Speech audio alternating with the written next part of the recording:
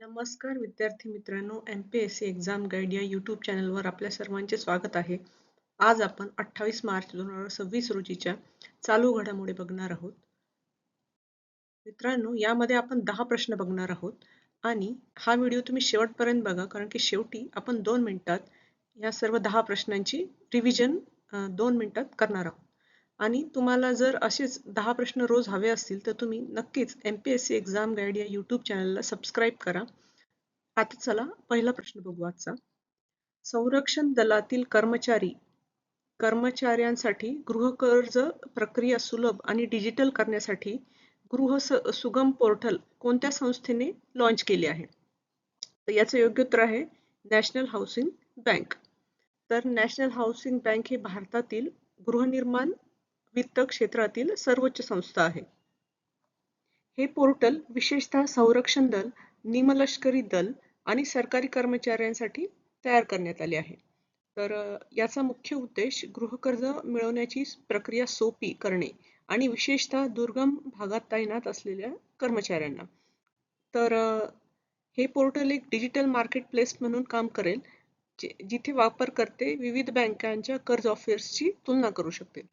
तर national housing या bank या संस्थेने गृहसुगम हे पोर्टल लॉन्च केले आहे. तर आता चला पुढील प्रश्न बघू. केंद्र सरकारने IVFRT योजनेचा कालावधी कधीपर्यंत वाढवला आहे? याचे योग्य उत्तर आहे 31 मार्च 2031. तर केंद्रीय मंत्रिमंडळाने IVFRT योजना म्हणजे immigration, visa, foreigners registration and tracking ही योजना, या योजनेचा कालावधी 5 वर्षापर्यंत म्हणजे 31 मार्च 2031 पर्यंत वाढवला आहे. तर या विस्तारित टप्प्यासाठी 1800 कोटी रुपयांचा खर्च अपेक्षित आहे. ही योजना इमिग्रेशन, व्हिसा प्रक्रिया आणि परदेशी नागरिकांच्या नोंदणी संबंधित कार्य सुलभ करण्याचे काम करते. चला आता आपण पुढील. तर मित्रांनो, पुढील प्रश्न आपण बघू. चित्रपट सृष्टीतील 50 वर्षाच्या अतुलनीय योगदानाबद्दल कोणाला international film festival of Delhi म्हणजे IFFD 2026 मध्ये जीवन गौरव पुरस्काराने सन्मानित करण्यात आले आहे? तर याचे योग्य उत्तर आहे नंदमुरी बालकृष्ण. नंदमुरी बालकृष्ण. तर ज्येष्ठ तेलुगू अभिनेते नंदमुरी बालकृष्ण यांना 5 दशकांच्या म्हणजेच 50 वर्षाच्या प्रदीर्घ चित्रपट कारकिर्दीसाठी हा पुरस्कार मिळाला आहे. तर भारत मंडपम येथे हा गौरव सोहळा पार पडला.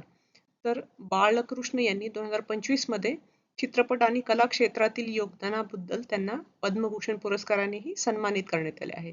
आणि या महोत्सवादरम्यान भगवंत केसरी या राष्ट्रीय पुरस्कार प्राप्त चित्रपटाचे विशेष स्क्रीनिंगही करण्यात आले. तर चला आपण आता पुढील प्रश्न बघू. 6व्या ब्रिक्स CCIWE शिखर परिषदेत कोणत्या ज्येष्ठ भारतीय अभिनेत्रीला ट्रेल ब्लेझर लिव्हिंग लेजंड पुरस्काराने सन्मानित करण्यात आले आहे? तर याचे योग्य उत्तर आहे शबाना आझमी. शबाना आझमी. तर 6वी BRICS chamber of BRICS CCIWE शिखर परिषद दिल्ली येथे पार पडली. तर चित्रपटसृष्टीतील 50 वर्षाच्या उत्कृष्ट योगदानाबद्दल शबाना आझमी यांना हा पुरस्कार देण्यात आला. आणि या परिषदेची थीम होती woman in innovation, science, leadership, innovation and entrepreneurship WISE अशी या परिषदेची थीम होती. चला आता आपण पुढील प्रश्न बघू. नॅशनल कमिशन फॉर वुमन ने ट्रू कॉलरच्या साहाय्याने महिलांच्या डिजिटल सुरक्षिततेसाठी कोणते टूल किट लॉन्च केले आहे? तर याचे योग्य उत्तर आहे ट्रू सायबर सखी. ट्रू सायबर सखी. महिलांना डिजिटल धोक्यांपासून वाचवण्यासाठी NCW आणि ट्रू कॉलरने एकत्र येऊन ही मोहीम सुरू केली आहे. तर ट्रू सायबर सखी हे एक डिजिटल सुरक्षा टूल किट असून यात क्विज, सेल्फ असेसमेंट टूल्सचा समावेश आहे. याचा मुख्य उद्देश महिलांना स्पॅम, फिशिंग आणि आर्थिक फसवणुकीबद्दल जागरूक करणे हा आहे. तर चला आता आपण पुढील प्रश्न बघू. भाषिणी आणि PFRDA यांच्यातील करारानुसार किती भारतीय भाषांमध्ये पेन्शन सेवा उपलब्ध होणार आहे? त्याचे योग्य उत्तर आहे 22 भाषा. तर पेन्शन सेवा उपलब्ध करण्यासाठी भाषिणी विभाग आणि PFRDA यांच्यामध्ये सामंजस्य करार झाला. यामुळे पेन्शनशी संबंधित सर्व माहिती संविधानाच्या 8व्या सूचीतील सर्व 22 भाषांमध्ये उपलब्ध होईल. यात AI आधारित रिअल टाइम ट्रान्सलेशन आणि व्हॉइस सेवांचाही वापर केला जाईल. तर चला आता आपण पुढील प्रश्न बघू. नशामुक्त भारत अभियान अंतर्गत शाळांच्या अवतीभोवती किती मीटरचा परिसर ड्रग फ्री झोन म्हणून घोषित केला जाणार आहे? त्याचे योग्य उत्तर आहे 500 मीटर. 500 मीटर. तर शिक्षण मंत्रालय आणि गृह मंत्रालय यांनी शाळांमध्ये हे अभियान राबवण्यासाठी मार्गदर्शक तत्वे जारी केली आहे. तर शाळेच्या केंद्रबिंदूपासून 500 मीटरच्या त्रिज्येतील परिसर नशामुक्त क्षेत्र म्हणजे ड्रग फ्री झोन म्हणून अनिवार्य केला आहे. या क्षेत्रात कोणतेही उल्लंघन केल्यास त्याची तक्रार स्थानिक पोलीस किंवा प्रशासनाकडे करणे बंधनकारक आहे. चला आता आपण पुढील प्रश्न बघू. 2026 चा पुण्यभूषण पुरस्कार खालीलपैकी कोणाला जाहीर झाला आहे? हा एक महत्त्वाचा प्रश्न आहे. त्याचे योग्य उत्तर आहे अभय फिरोदिया. अभय फिरोदिया. तर पुण्यभूषण फाउंडेशनच्या वतीने दिला जाणारा यंदाचा पुण्यभूषण पुरस्कार ज्येष्ठ उद्योगपती अभय फिरोदिया यांना जाहीर झाला आहे. तर हा सन्मान वाहन क्षेत्रातील त्यांच्या अतुलनीय योगदानाबद्दल देण्यात येत आहे. तर पुरस्काराचे हे 38वे वर्ष असून डॉक्टर APJ अब्दुल कलाम, अटल बिहारी वाजपेयी, शरद पवार यासारख्या दिग्गजांनाही या पुरस्काराने सन्मानित करण्यात आले आहे. तर पुढील प्रश्न आपण बघू. गुंतवणूकदारांना बनावट मोबाईल ऍप्स पासून वाचवण्यासाठी सेबीने कोणता नवीन उपक्रम सुरू केला आहे? तर याचं योग्य उत्तर आहे verified app label. Verified app label. तर सेबीचे अध्यक्ष तुहिन कांता पांडे यांनी हा उपक्रम सुरू केला आहे. या अंतर्गत सेबी नोंदणीकृत संस्थांच्या ऍप्सवर गुगल प्ले स्टोअरवर एक व्हेरीफाईड बॅच असेल.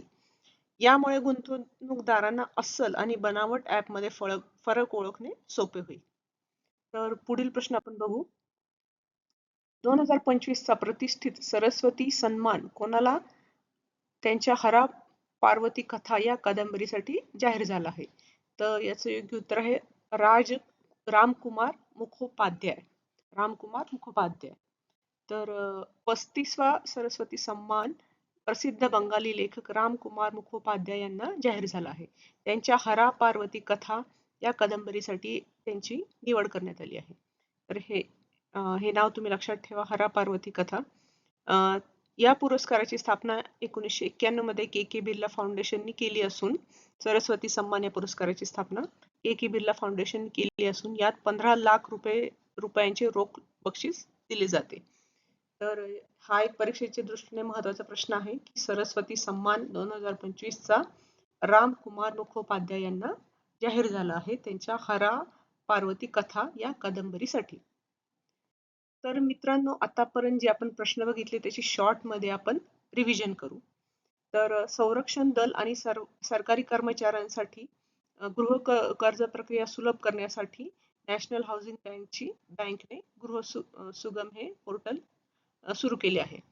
तर गुंतवणूकदारांना बनावट मोबाईल ऍप्स पासून वाचवण्यासाठी सेबी नोंदणीकृत ऍप्सवर आता व्हेरीफाईड बॅच असेल.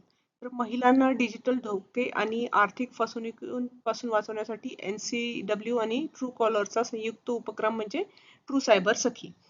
नशामुक्त भारत अभियानाअंतर्गत शाळांच्या 500 मीटर परिघातील परिसर ड्रग फ्री झोन म्हणून घोषित.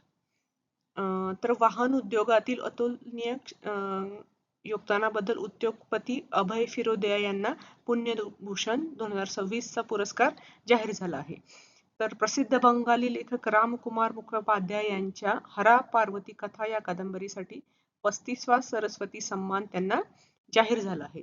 तर मित्रांनो, हे होते आजचे प्रश्न. तुम्हाला आजचे प्रश्न आवडले असतील तर या व्हिडिओला नक्की लाईक करा, तुमच्या मित्रांबरोबर शेअर करा आणि MPSC एक्झाम गाईड या YouTube चॅनलला नक्की सबस्क्राईब करा. धन्यवाद.